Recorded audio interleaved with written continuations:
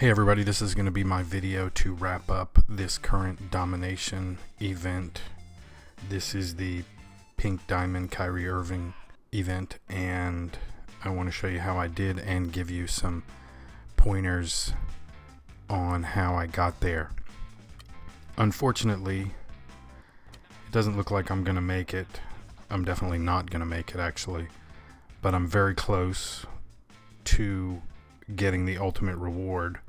And I think this goes to show that these events are too hard. I have a Pink Diamond level team, Power 9693. I spent about $20 on additional games, and I still am not super close. I'm close, but with only 4 hours left, I'm not going to make it, although this is the closest I've gotten. So I think this goes to show that the tournaments are a little too tough, even for a top level team, because I did a number of things in addition to spending money to try and see if I could get there, and I could not. One thing I did do though was I only spent money on additional games when I was out of energy.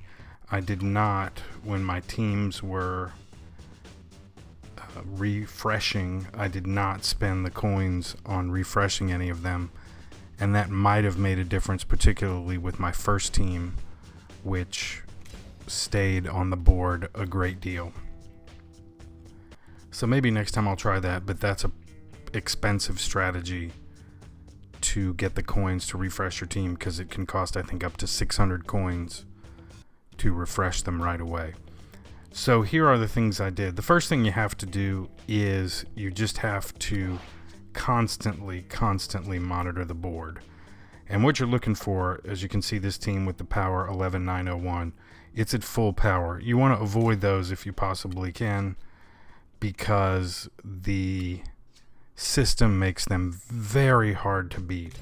A team like this, I mean, the game will go to great lengths to ensure that you do not beat them.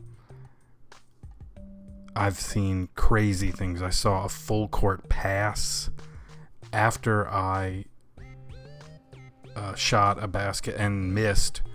The opposing team rebounded and threw it the length of the court. One of their players somehow got I guess didn't come up court for defense. So as soon as they got the rebound, they threw it up court and got a basket.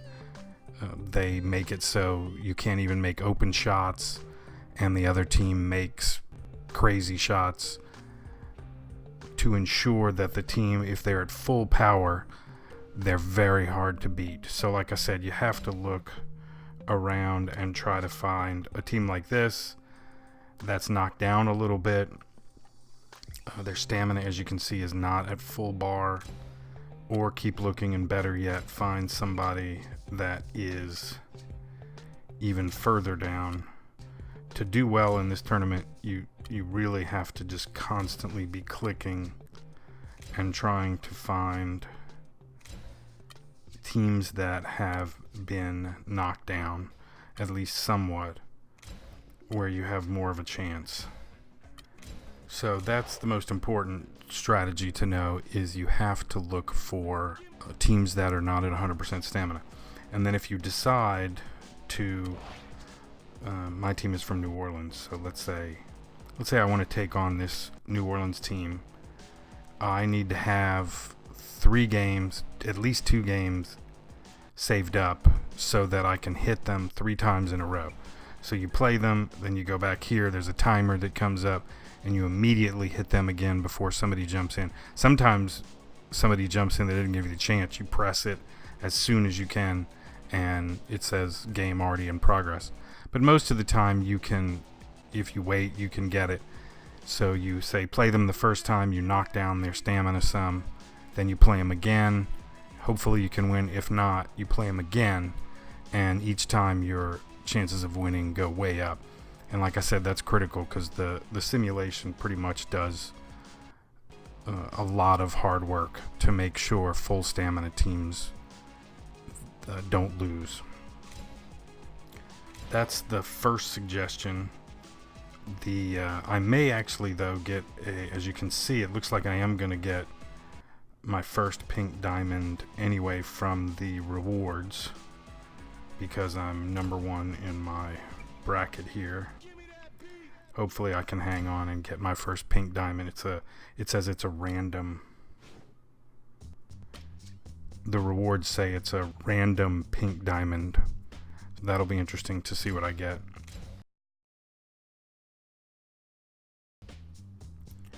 The other way to monitor which teams are low is to track these little shield emblems, which show that a team is protected. That means they've just played a game, and you can see now their stamina is down some. So that's one way, but that's not a terribly consistent way if that's all you do, because a lot of those little emblems don't stay up long, so it's best to just keep clicking. The other is this the little lights, stadium lights, which show that a game is in progress, so you see that that's a team at full power. If you wait those 2 minutes and then a few minutes after that while they have the shield on, then you can take a chance, and they will be obviously less than full power. But like I said, that's a quick way to do it. I usually I check those, but I mostly just click, because you miss a lot of stuff if that's all you do. I should also note this is the first time I've had a pink diamond team, and it's the furthest I've gotten in any event. Obviously, it's important to have your team built up as much as possible, and a good way to do that is, even if you can't get the pink diamond, is to continue to grab, even if you can just get the first player or the first and second players. That builds up your team a great deal, because if you look at my starters, the Stephen Curry is from an event and the Bill Russell is from an event. It's a very good way to build up your team, even if you can't get that far.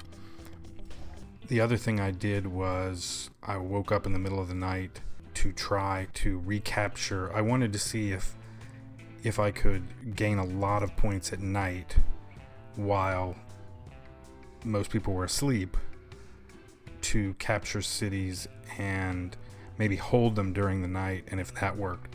And it worked pretty well. I was able to capture some cities, and it didn't work as well as I had hoped, but it is a strategy to get more points if you want to wake up during the night and use your energy once or twice to try to catch some points while everybody's asleep. I would recommend it, but it didn't do as much as I had hoped. I would wake up and win some cities, and then when I woke up for the day, all of my cities would have been taken over. So it is definitely an international game, because there's people playing it at all times. But I would say it is less busy when North America is asleep. The third thing I did was to buy some. I bought the event. You won't be able to see it now, but in the store they have it's a $5 pack for each event, that it gives you some charge ups and some other things to help you play more games and stay in it longer. That's usually worth the $5.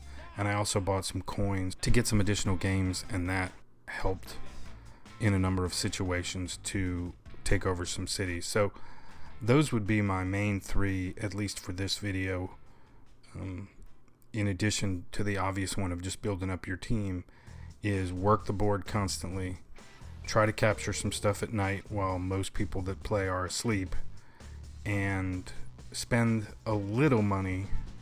I have advised, obviously, if you've seen my other videos, against player packs, but gaining a few, sometimes you're trying to take a city and you've got them knocked down to a very low number, so your next game's going to be a definite win and you're out of energy to play the next game. In those situations, it's probably worth it, if you don't have the coins, to grab some to take over that city. Hopefully that helps. I welcome your suggestions and other things you've experienced in the comments, and maybe we can figure this out together, how to win some of these ultimate prizes. Thanks for listening. Please like and subscribe, and I'll talk to you soon.